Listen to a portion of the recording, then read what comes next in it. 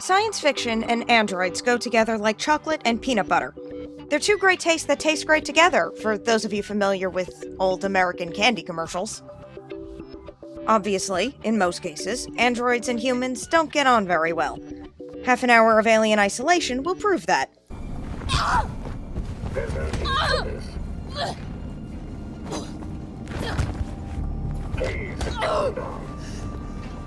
Cyborgs tend to not mind humans so much, being part human themselves, but they have a tendency of being a bit gruff. Right, Adam?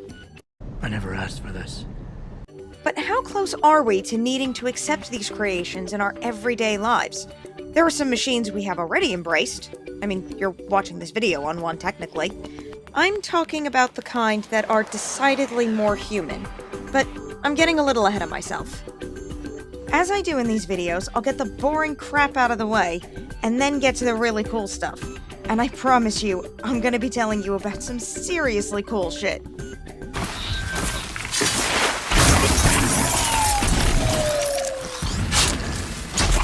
First of all, it's important to know the difference between man, machine, and everything in between. I mean, I'm not going to insult your intelligence by explaining what a human is. Everything else, however, does get slightly more complicated. First up, we have robots. Just regular, run-of-the-mill robots who can do a variety of tasks. For instance, a Roomba. They don't look human, they're not supposed to. They just do what they're programmed to do, learning minor things as they go along. Like the Roomba mapping your house so it doesn't spend all of its time bouncing into walls. I said that's what it's supposed to do. I didn't say it worked. So then that brings us to the android. Androids are just robots that look like humans. All androids are robots, not all robots are androids. It's really that simple. That's what 2B and 9S are from Nier Automata. They are programmed to perform certain tasks, but because their technology is far more advanced than that of a Roomba, they can learn a lot more, which allows them to actually do some thinking on their own. That machine had some pretty weird things to say, huh? It's almost like it had actual emotion. The machines don't have feelings. You said that yourself. Yeah, I guess. And that finally brings us to cyborgs. They are a combination of both human and machine. They start off as completely human, but then they get robotic parts of their bodies to make their lives easier. All of the residents of this camp, for instance, are cyborgs, though we can't yet replace people's heads, and based on this person, I'd say that's a good thing.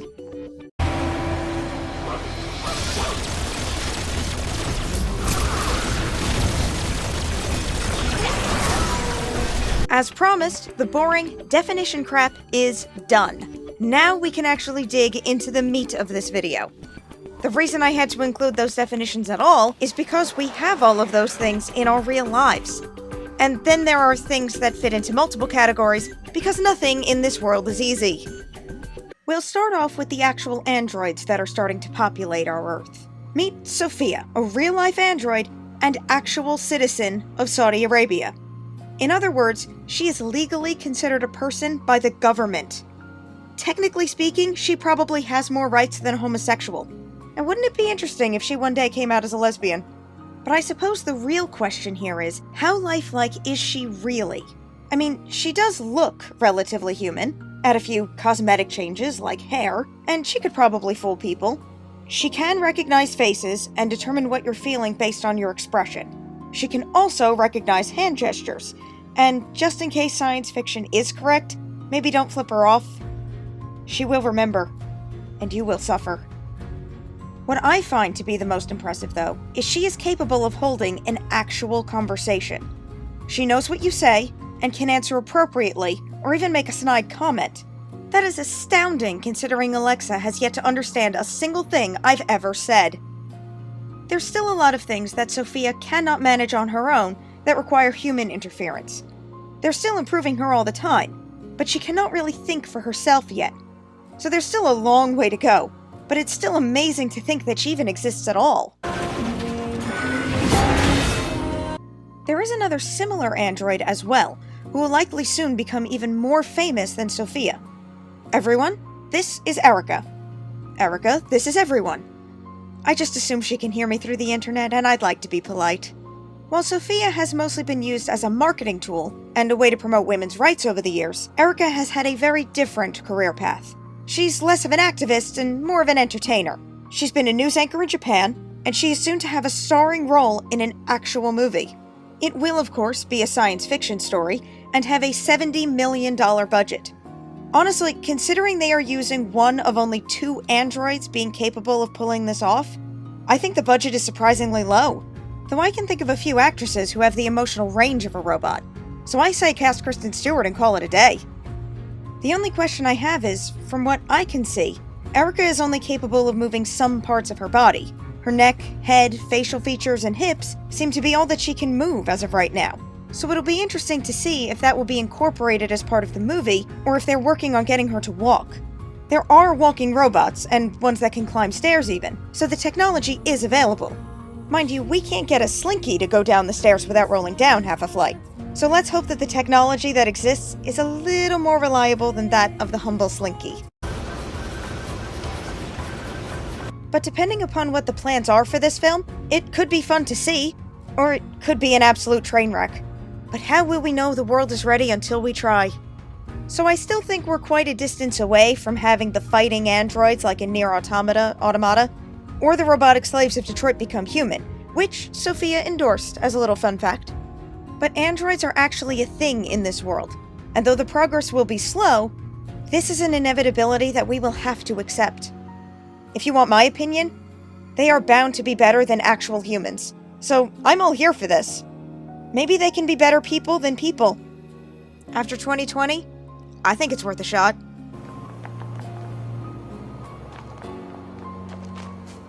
Cyborgs are the one that surprised me the most, to be honest. But after thinking about it, it shouldn't have been. By definition, someone with a prosthetic could be considered a cyborg. Now, the prosthetics do come off, so they aren't technically a part of the body, so I can see an argument against it. So if we're only talking someone who would have to have surgery to have the parts removed, then I ask you, what about a pacemaker? It's not visible, but it's still a robotic piece that has become a part of the body. The same can be said about a multitude of medical devices. I don't mean like a knee replacement, because there's no programming or computing aspect to that. But a pacemaker has to have a battery to power it, so that is somewhat robotic. But let's even take out all of those examples. We still, in our current society, have a proper cyborg. Neil Harbisson was born with achromatopsia, which is complete and total colorblindness, meaning that he can only see in shades of gray. Interestingly, that means he has better night vision, and I assume everything looks like a noir movie starring Humphrey Bogart. So clearly there are some upsides. But Harbisson is an artist. It must be difficult to make something beautiful if you don't even know what color you're using. Now, if you ask Harbisson, he's very happy with his sight.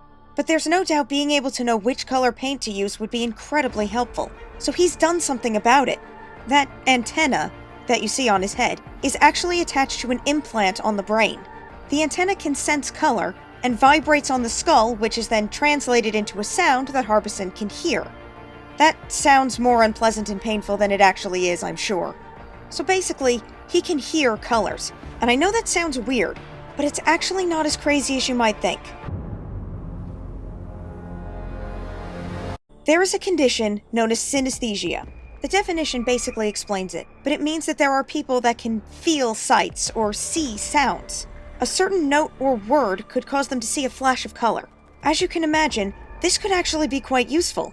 There are a surprising, or maybe not so surprising, number of musicians with synesthesia. Pharrell Williams, Billy Joel, Brandon Urie, Billie Eilish, just to name a few. And just for the record, hair game on point. However, I've been wondering about something for the longest time, and I can't find any information on it. What happens if you have synesthesia and epilepsy? Now, some people have reported seeing flashes of color during a seizure, but that kind of makes sense. If you see colors when you hear musical notes, listening to a song would cause you to get a lot of flashing colors very quickly. So if you're also epileptic, would that induce a seizure? My guess is the reason I can't find anything on this is because it's literally never happened. Anywhere between 4 and 10 people have epilepsy out of 1,000 worldwide. So anywhere between 0.4 and 1%. Roughly 3 to 5% of people have synesthesia. So let's split the difference and say 0.7% for epilepsy and 4% for synesthesia. multiply 0.007 and 0.04, and you get 0.00028. So the chances of someone having both would be 0.028%. That is an absolutely minuscule number, and you have to take into consideration that 4% of people have some type of synesthesia, let alone the very specific kind I'm talking about. So the chances are even smaller than that. Anyway, I've been in this rabbit hole for far too long. We've got to talk more about Neil Harbisson. His antenna can register colors, and he can tell what they are based on the sound it makes. But it can actually do even more than that. He's upgraded it over the years, so we can now see infrared and ultraviolet light, which none of us can see. So it does get the mind to wonder what it would be like to sense these things now that we know the technology is possible. That brings us to the last two things I wanted to talk about. There are some things that don't quite fit into either category. First, let us take a trip, unsurprisingly, to Japan. The Henn Na Hotel, please forgive my pronunciation, has many locations across Japan and has been trying something fairly revolutionary. Almost the entire hotel was staffed by robots. I say was because in 2019 they started packing some of them up and bringing in people, because AI is still a bit annoying. Alexa and Siri have proven that time and time again. But robotics still seem to be playing a large part in their operation. And the owner has even said they've not given up on the idea, and they're still trying to innovate and make them better. But they have to do what's best for right now in order to be able to do more cool things in the future. But what they've been doing the last 5 years is spectacular. And I've absolutely no doubt everything will come back when the technology catches up with the dream. So allow me to tell you what they've been doing and what makes this chain so freaking cool. First, there are androids that check you in, which, if you're uncomfortable around people like I am, this is an absolute dream come true. There is also a little robot arm with a little screen face that runs the cafe, and another arm that stores your luggage. And there is a concierge in each room who is pretty damn cute. That sounds exactly like an Alexa to me, but hopefully better and more useful. And if you're wondering why I've been ragging on Alexa, yes, I do have an Alexa. And yes, I do find her 100% useless. But this is the most important thing I have to say about the Henn Na Hotel. You can go to the androids at check-in. Or you can go to a fucking dinosaur. Yes, my friends, the hotel is partially staffed by robot dinosaurs. There are long-necked dinosaurs, velociraptors, T-Rex, anything you could want, really. And sometimes they wear little hats. Even this hatchling has a little hat. But the best part of all is they will dress them up for different holidays. They have witches' hats and capes for Halloween, Santa hats for Christmas, and even the little guy gets into it with antlers and a tiny little Rudolph nose. All while wearing the hotel hat. Now that is the kind of dedication you do not get from human employees. What the? Well, this is weird. Unfortunately, that's it for the cool. The last thing I have to tell you about is deeply disturbing. But if I had to see it, you do too. I wish I could ease you into this, but I can't. They're pole dancing robots. The UK, not wanting to be outdone by not having the world's most embarrassing human being, has produced Giles Walker, who created these robots back in 2008. They're not very advanced, being made out of old car parts and mannequins, but they are creepy as fuck, mainly because they're made out of old car parts and what I'm assuming are discarded mannequins. I mean, did you want to live in a horror movie? Because this is how you create one. According to Walker, they were designed to be a commentary on voyeurism and surveillance, hence the horrifying CCTV cameras for heads. Now, I know what you're thinking. How in the hell do pole dancing robots bring up the conversation of ethical surveillance systems? I mean, I haven't found an answer to this, and I'm assuming it's because there isn't one. Having never spoken to him, Walker sounds like a lonely nerd doing lonely nerd things. And I say this with compassion, as I can also be described as a lonely nerd doing lonely nerd things. How else could this video possibly exist? But whatever their purpose, they're here now, and occasionally performing in strip clubs in Las Vegas. I'm sure you're shocked. But hey, there's a fetish for that. And if there wasn't before, there sure as hell is now. But you know what? If it worked for you, mazel tov.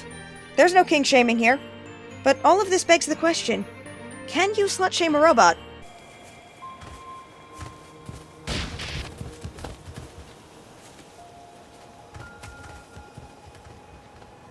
Now, I don't know about you guys, but that's enough internet for a while.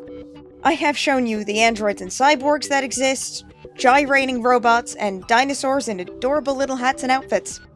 I must say, when I started making this video, I did not expect any of it. And if I haven't scared you away forever, please consider liking this video and subscribing to the channel. More video game related weirdness awaits us.